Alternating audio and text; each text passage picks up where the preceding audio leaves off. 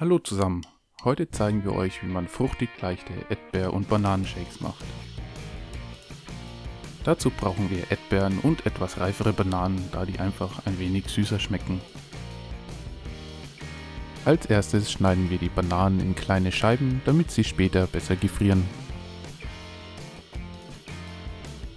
Das gleiche machen wir dann auch mit den Erdbeeren.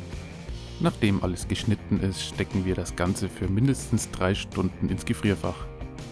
Die Bananen und Erdbeeren müssen dabei nicht komplett durchgefroren sein. Nun geben wir die Bananen in einen Mixer, alles was daneben geht wird genascht. Je nach Geschmack ein wenig Honig und Milch. Deckel drauf und mixen, bis alles schön zerkleinert und aufgeschäumt ist. Mit den Erdbeeren machen wir dann das gleiche, nur kann man hier etwas mehr Honig nehmen.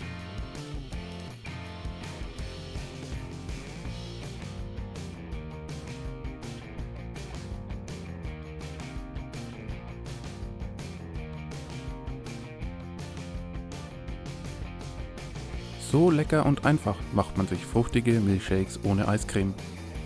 Wenn ihr das Ganze mal nachbasteln wollt, die Infos dazu findet ihr wie immer in der Videobeschreibung.